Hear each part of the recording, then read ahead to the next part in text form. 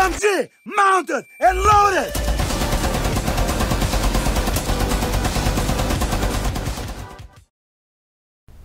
Welcome to this edition of Chanka News Network. Today we'll be discussing the history and influence behind the map Chalet.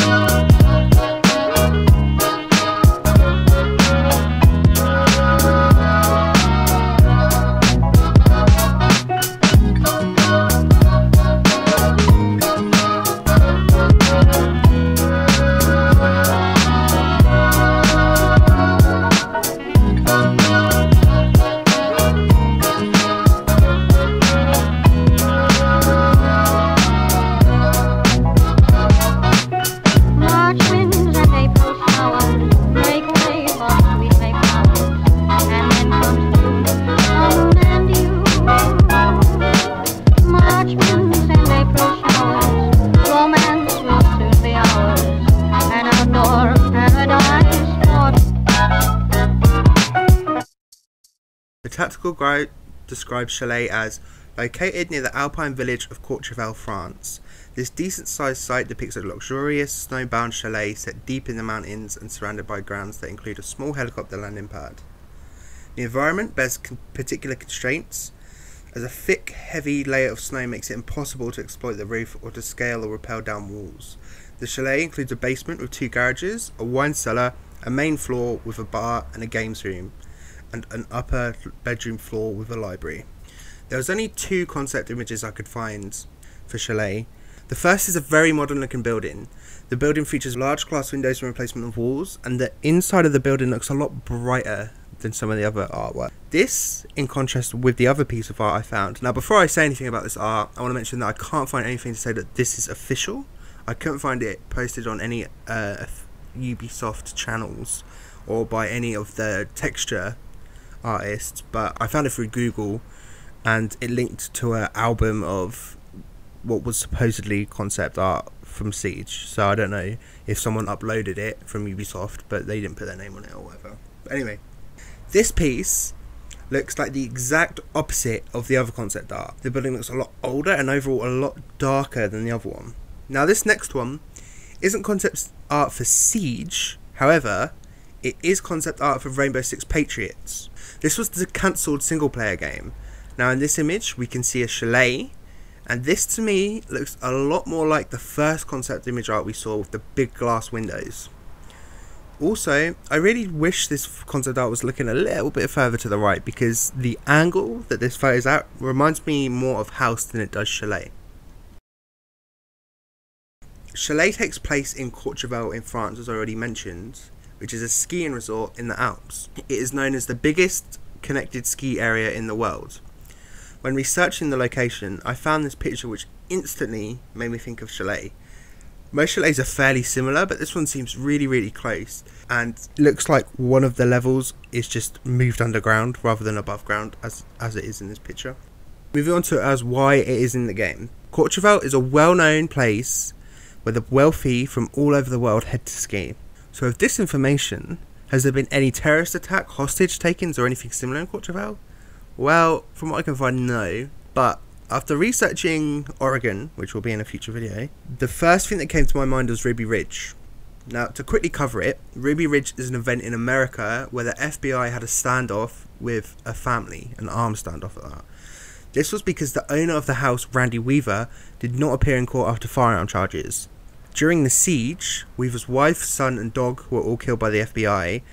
As you may be able to tell from the images, however, that this cabin is way too small to be the one from Chalet. So, I expanded my search to a ski resort, and there was a murder in a Norwegian ski town of Gallio. A small coincidence is the gun used in the murder was an AG-3, which is the older version of the gun Thatcher uses. However, this seemed to be too small of an incident to feature a whole map on it in the game.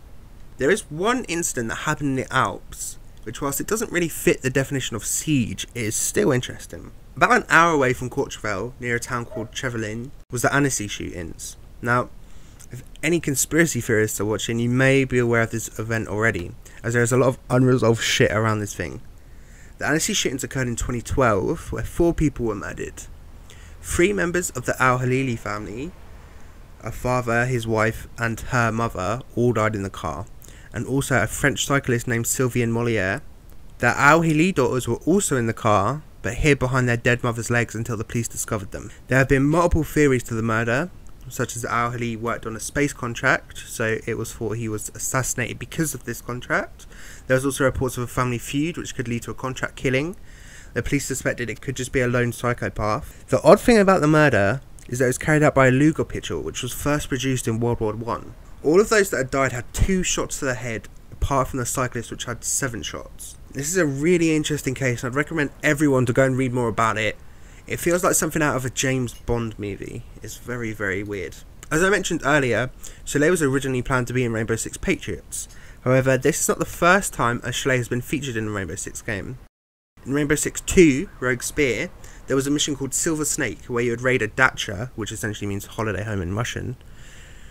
I was hoping I'd be able to download the game and record the mission myself, but it doesn't seem I could download Rogue Spear digitally. However, this mission takes place in Georgia, which is not close to our French Chalet map. I feel the map in Silver Snake was based off Operation Ensue, which was a raid into Serbia by the SAS. The SAS took a war criminal from his cabin in Serbia. He then brought him to the Bosnian border to be tried for war crimes in relation to the ethnic cleansing in Bosnia.